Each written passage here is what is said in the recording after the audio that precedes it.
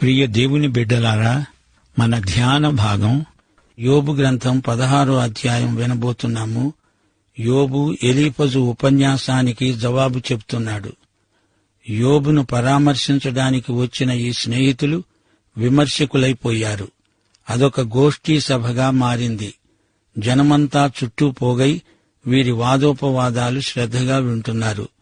ఇదొక మానసికమైన వ్యాయామ ప్రదర్శన.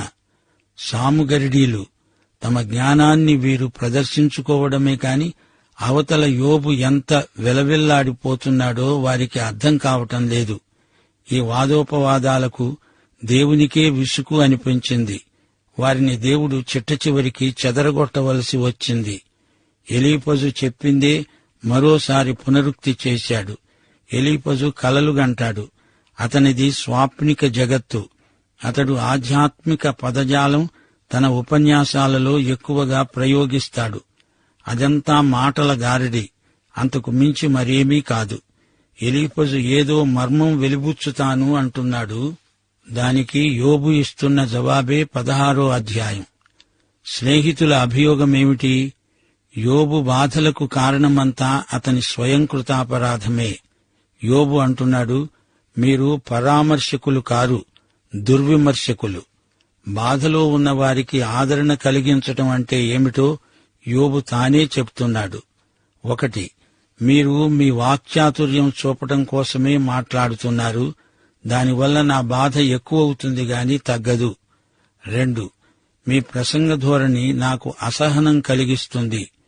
ప్రసంగం కాదిప్పుడు, యోబుకు కలిగిన సంక్షోభంలో ఆదరణ కావాలి. 3, మీరు విమర్శిస్తున్నారు. విమర్శలు మాని సానుభూతి చూపుతూ మాట్లాడండి. 4, మిమ్మల్ని మీరు నా కష్ట పరిస్థితుల్లో పెట్టుకుని చూడండి, ఆలోచించండి. నన్ను కొంచెం ప్రోత్సాహపరచండి, సాయం చేయండి, చేయూతనివ్వండి.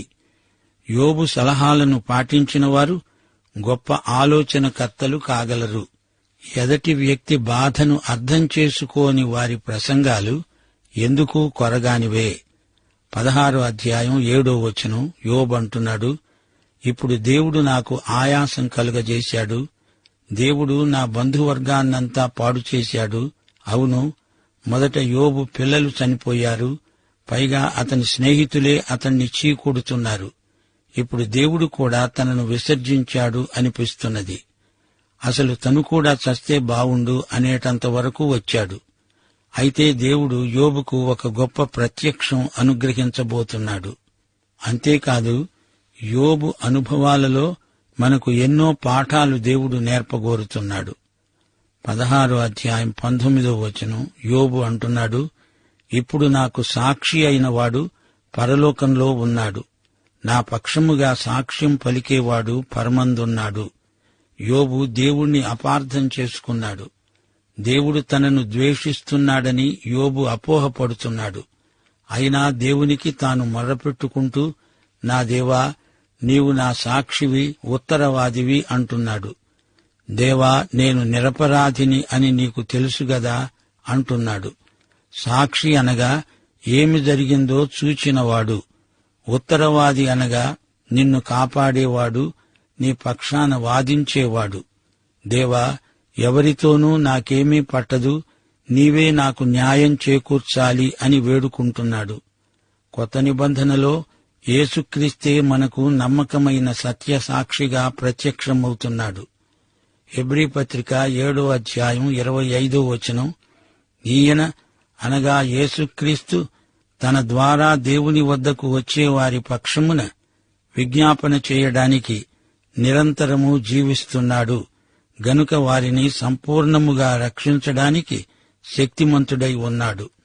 1 యోహాను 2వ అధ్యాయం 1వ వచనం, నా చిన్న పిల్లలారా, మీరు పాపము చేయకుండా ఉండాలని ఈ సంగతులు మీకు రాస్తున్నాను. ఎవడైనను పాపము చేసిన ఎడల నీతిమంతుడైన యేసుక్రీస్తు అనే ఉత్తరవాది తండ్రి యొద్ద మనకున్నాడు. దేవునికి స్తోత్రం. మనము దేనికి భయపడనక్కర్లేదు. ఈ అధ్యాయంలో యోబు ఎలీఫజును ఉద్దేశించి ఘాటుగా మాట్లాడుతున్నాడు. నీవు నాకు కొత్త సంగతి ఏమీ చెప్పటం లేదు. ఎలీఫజు మహాశయ, చెప్పిందే మరల చెప్పుకపోతున్నావు. మీరందరూ బాధకే కర్తలు గాని ఆదరణకు కర్తలు కారు. ఈ గోష్ఠీ సభలో యోబు కూడా ఒక వక్తగా గుర్తించబడడం గొప్ప విశేషం. మీరు ఈ విధంగా నోరు పారేసుకుంటున్నారు. మీకు సిగ్గులేదా? ఉట్టి మాటలు, అన్నీ కల్లబొల్లి మాటలు, పొడి మాటలు మాట్లాడి కాలయాపన చేయడం మీకు తగునా? ఈ రోజున కొందరి ప్రసంగాలు ఉట్టి పొడి మాటలే. పరిశుద్ధాత్మ వాడుకునే ప్రసంగం వాక్యానుసారమైనదై ఉండాలి. దేవుని వాక్యం ఆరాధనకు ఆధారం. దేవుని వాక్య వివరణ పరిశుద్ధాత్మ నడుపుదలే. పాటలు కూడా ఆధ్యాత్మిక విలువలు కలిగి వాక్యానుసారమైనవిగా ఉండాలి. ఆధ్యాత్మిక వాతావరణం కలుషితం కాకూడదు. బోధకుడే కాదు, విశ్వాసులందరూ ఈ విషయమై తగిన జాగ్రత్త వహించాలి. యోబు తన స్నేహితుల నిర్దాక్షిణ్య వైఖరిని పరోక్షంగా గద్దిస్తున్నాడు. గలతీ పత్రిక 6వ అధ్యాయం 1వ వచనం స్నేహితులకు తెలిసినట్లు లేదు. సహోదరులారా, ఒకడు ఏ తప్పిదములోనైనను చిక్కిన ఎడల ఆత్మ సంబంధులైన మీలో ప్రతివాడు తాను శోధింపబడతానేమో అని తన విషయమై చూచుకుంటూ సాత్వికమైన మనస్సుతో అట్టి వానిని మంచి దారికి తీసుకుని రావాలి. యేసు ప్రభు అంతటివాడు తన శిష్యుల పాదాలు కడిగాడు గదా. 1 యోహాను 1వ అధ్యాయం 9వ వచనం ఏమంటుందో వినండి. మన పాపములను మనము ఒప్పుకొన్న ఎడల ఆయన నమ్మదగినవాడు, నీతిమంతుడు గనుక ఆయన మన పాపములను క్షమించి సమస్త దుర్నీతి నుండి మనలను పవిత్రులనుగా చేస్తాడు. యేసు ప్రభు నేటి వరకు కూడా మనలను కడుగుతూనే ఉన్నాడు. యేసు తన శిష్యుల పాదాలు కడిగి మనకు ఒక గొప్ప మాదిరి చూపాడు. నీవు ఒక వ్యక్తి పాదాలు కడగాలంటే వంగాలి, అంతేగాని అతని వైపు వేలు పెట్టి చూపి తీర్పు ప్రసంగాలు చెయ్యలేవు. నీవు ఆ వ్యక్తి ఎదుట ఎంతో కిందికి వంగాలి. సేవకుని పాత్ర వహించాలి, పాదాలు కడగాలి. సేవకులలో బొత్తిగా సేవాభావం లేదు. యోబు అంటున్నాడు, నేను మీ స్థానంలో ఉంటే నేను మిమ్ములను ఇంతకంటే బాగా విమర్శించగలిగి ఉండేవాణ్ణి. అలా కాదు, నేను మీ పాదాలు కడిగేవాణ్ణి, పరిచర్య చేసేవాణ్ణి. గాని మీరు నాకేం చేస్తున్నారు? దేవుడు నాకు శత్రువైనాడు. దేవుడు నన్ను దుర్మార్గులకు అప్పగించాడు. నన్నాయన విరగ్గొట్టాడు, నలగొట్టాడు. స్నేహితులారా, మీ వల్ల నాకు చిన్న మెత్తు సాయం కూడా చేకూరలేదు సరికదా. మనస్తాపం ఎక్కువైంది. యోబు అంటున్నాడు, నా క్షీణత ముఖాముఖిగా సాక్ష్యమిస్తున్నది. నా స్నేహితులారా, నాకు అకాల వృద్ధాప్యాన్ని తెచ్చిపెట్టారు. నా దేహమంతా ముడతలు పడిపోయేటట్లు చేశారు. చివరికి నా స్నేహితులైన మీరు కూడా భక్తిహీనులై నన్ను వేధిస్తున్నారు. విశ్వాసులారా, ఈ రోజున కొందరు విశ్వాసులు మరికొందరిని అంటము ముట్టము అని తమను తాము ప్రత్యేకించుకుంటున్నారు. ఇది చాలా శోచనీయం. అవిశ్వాసులనైనా కలుసుకొని మాట్లాడతారు గాని తమతో ఏకీభవించని విశ్వాసులతో మాట్లాడరు. ఇది ఘోరమైన అస్పృశ్యత. యోబు స్నేహితులు అతన్ని వేలుపెట్టి చూపి నీవు ఘోర పాపివి అంటున్నారు. 12వ అధ్యాయం 5వ వచనం యోబు అంటున్నాడు, నేను నెమ్మదిగా ఉన్నాను, అయితే ఆయన నన్ను ముక్కలు చెక్కలు చేసి ఉన్నాడు. మెడపట్టి వంచి నన్ను తుత్తునియలుగా చేశాడు. తనకు నన్ను గురిదిబ్బగా నిలిపాడు. దేవుడు నాకు ఇది జరగనిచ్చాడు. ఆయన నన్ను పట్టుకొని బాగా అటు ఇటూ ఊపుతున్నాడు. ఆయన నా పైత్య రసాన్ని నేలమీద పారబోశాడు. నాలో ఉన్న చేదు రసాన్ని ఆయన కుమ్మరించాడు. ఆయన పరుగులెత్తి చూరుని వలె నా మీద పడ్డాడు, నన్ను తొక్కాడు. ప్రియులారా, యోబు గ్రంథంలోని భాష అనేక మంది రచయితలను, కవులను ప్రేరేపించింది. ఇది గొప్ప గ్రంథం. మీరు ఈ వాక్య భాగాలను పదే పదే చదువుకోండి. యోబు మరణానికి సమీపంలో ఉన్నాడు. చావు రావాలని కోరుకుంటున్నాడు. అతని కనురెప్పల మీద మరణాంధకారం లేచి ఉన్నది. అతడు గొప్ప శ్రమ బాధితుడు. 17వ వచనం నా ప్రార్థన యథార్థమైనది, నేనేమీ అన్యాయం ఎరుగను. యోబు ఇంకా తన స్వనీతిని గుర్తించలేకపోతున్నాడు. స్నేహితులు యోబును పశ్చాత్తాపానికి నడిపించలేకపోయారు. దేవుడే నీతిమంతుడని, దేవుని ఎదుట తన స్వనీతి మురికి బట్టలతో సమానమని యోబు గ్రహించలేకపోతున్నాడు. యోబు స్నేహితులు అతనికి తీర్పు తీరుస్తున్నారు గాని యోబు స్వయంగా తనకు తానే తీర్పు తీర్చుకునే స్థితికి అతన్ని రప్పించలేకపోయారు. 1 యోహాను 1:8-10 వచనాలు, మనము పాపము లేని వారమని చెప్పుకొనిన ఎడల మనలను మనమే మోసపుచ్చుకుంటాము, మనలో సత్యముండదు. మనము పాపము చేయలేదని చెప్పుకున్న ఎడల ఆయనను అబద్ధికునిగా చేసిన వారమవుతాము. ఆయన వాక్యము మనలో ఉండదు. దేవునికి తీర్పు తీర్చడానికి మానవుడు ఏపాటివాడు? దేవుడు అన్యాయస్థుడా? యోబు దేవుని మీద నింద వేస్తున్నాడు. నా ప్రార్థనలు యథార్థమైనవి అంటున్నాడు. మన ప్రార్థనలు పరిపూర్ణమైనవై యథార్థమైనవైతే యేసు నామమున అని ప్రార్థించడము ఎందుకు? 18వ వచనం, యోబు ఆక్రందన వినండి. భూమి, నా రక్తాన్ని కప్పివేయకు, నా మొర్రకు విరామము కలుగకుండునుగాక. హెబెలు రక్తము ఆక్రందన చేసింది, అలాగే తన రక్తము కూడా మొర్రపెడుతుంది అంటున్నాడు యోబు. ప్రియులారా, దేవుడు రక్తాన్ని కప్పివేయడు. తన కుమారుడైన క్రీస్తు కార్చిన రక్తము ఆయన చూస్తున్నాడు. ఆ రక్తమే నిన్ను కప్పివేస్తుంది. అయితే నీవు ఆయనను అంగీకరించి ఉండాలి. పరలోకములో యేసు అనే ఉత్తరవాది ఉన్నాడని ప్రవచన రూపముగా యోబు అన్నాడు. నా సాక్షి పరలోకంలో ఉన్నాడు. యోబు స్నేహితులు అతన్ని ఎగతాళి చేస్తున్నారు.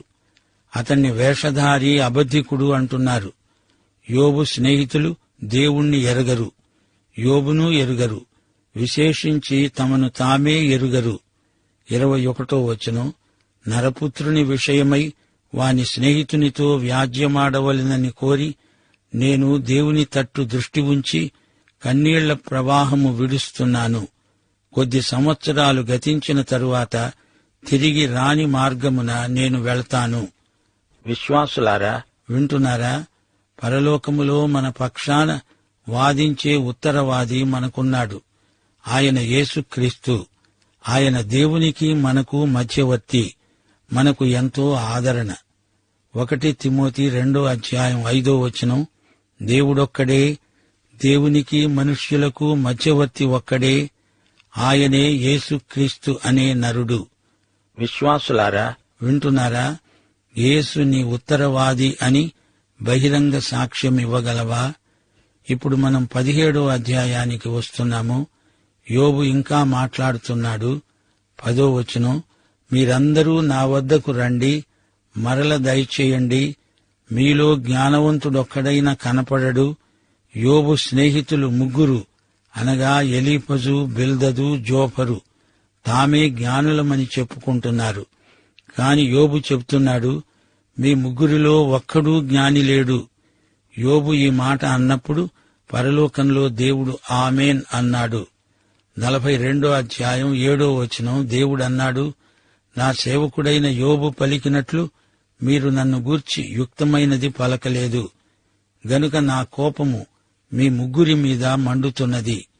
యోబు స్నేహితులకు ఉన్నది జ్ఞానం కాదు, దేవుని దృష్టిలో అది ఆత్మవంచన. తమకు అభివృద్ధి ఉన్నదని, ప్రజలందరిలో పేరు ప్రఖ్యాతులు గడించామని, అదే జ్ఞానమని విర్రవీగుతున్నారు.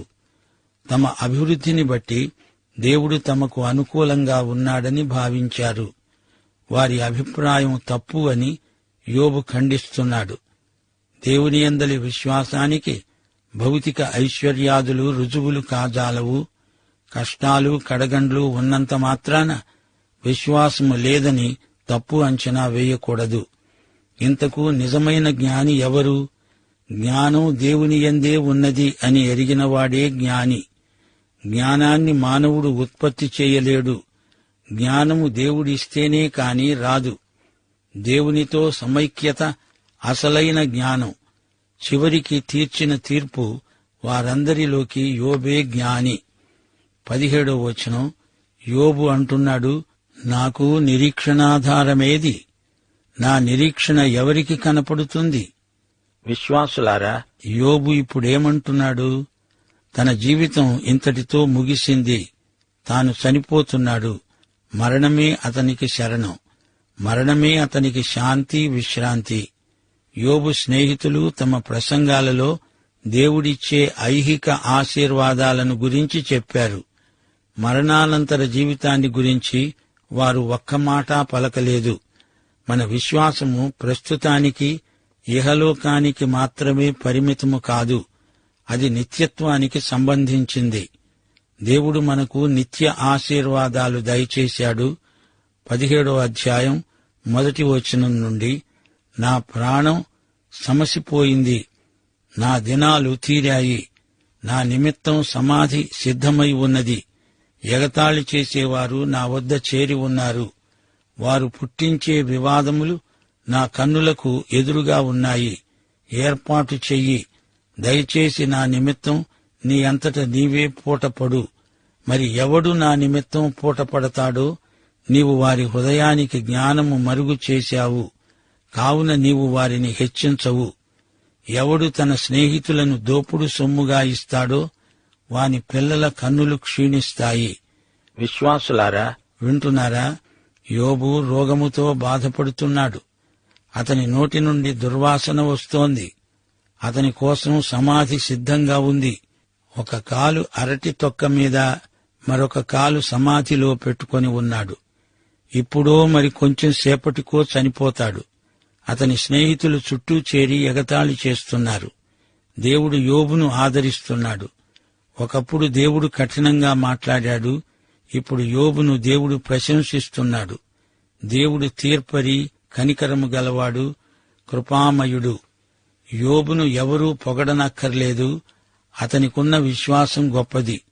13వ వచనం, యోబు అంటున్నాడు, ఆశ ఏదైనా నాకు ఉండిన ఎడల పాతాళము నాకు ఇల్లు అనే ఆశే. చీకటిలో నా పక్కపరుచుకుంటున్నాను. నీవు నాకు తండ్రివని గోతితో, నీవు నాకు తల్లివని పురుగుతో మనవి చేస్తున్నాను. ధూళిలో విశ్రాంతి దొరకగా అది పాతాళపు అడ్డుకమ్ముల వద్దకు దిగుతున్నది. ఇంతకు యోబు ఏమంటున్నాడు? తాను మట్టిలో కలిసిపోతాడు. తల్లిదండ్రులు కని భూమి మీద పడేశారు కాని మరణం ఇప్పుడు అతనికి తన తల్లిదండ్రుల కంటే చేరువగా ఉన్నది. తన శరీరం రోగగ్రస్తమై ఉన్నది. మట్టి శరీరం మట్టిలోనే కలిసిపోతుంది. ప్రియులారా, యోబును గురించి ఇదంతా వింటుంటే మీకేమనిపిస్తుంది? యోబు 6వ అధ్యాయం 21వ వచనంలో అతడన్నాడు, మీరు నాకు స్నేహితులా? మీరు ఉన్నా లేనట్లే. మీ వల్ల నాకు ప్రయోజనం శూన్యం. మనకు తెలుసు, యోబుకు 3 స్నేహితులు. ఈ 3 యోబుతో సమానమైన అంతస్తు గలవారే. అందరూ వేదాంతులే. యోబు కూడా అనర్గళంగా మాట్లాడగలడు. కాని ఇప్పుడు యోబు శ్రమలలో ఉన్నాడు. పైగా తాను సత్య ఏక దేవుణ్ణి ఎరిగినవాడు. యోబులాంటివాడు ఎవ్వరూ లేరు అని దేవుడే చెప్పాడు కూడా. వీరిలో ఎలీఫజు ప్రధాన ప్రసంగికుడు, బిల్దదు తరువాతివాడు. జోపరు నాలుక రంపపు కోతలాంటిది. బిల్దదు కొంచెం మధ్యస్థం. రాను రాను ఈ ప్రసంగికులు యోబును తీవ్రంగా విమర్శిస్తూ వచ్చారు. వీరికి యోబు పట్ల ఏమాత్రమూ సానుభూతి ఉన్నట్లు కనిపించదు. ఇంతకు యోబు స్నేహితుల వేదాంతం ఎలాంటిది? మంచివారైతే ధనధాన్య సమృద్ధి, దేవుడు దీవిస్తాడు. మనిషి శ్రమలలో పడ్డాడు అంటే అతడు చెడ్డవాడై ఉండాలి. ఇది వారి తర్కం. యోబు దేవునియందు విశ్వాసముంచినవాడే.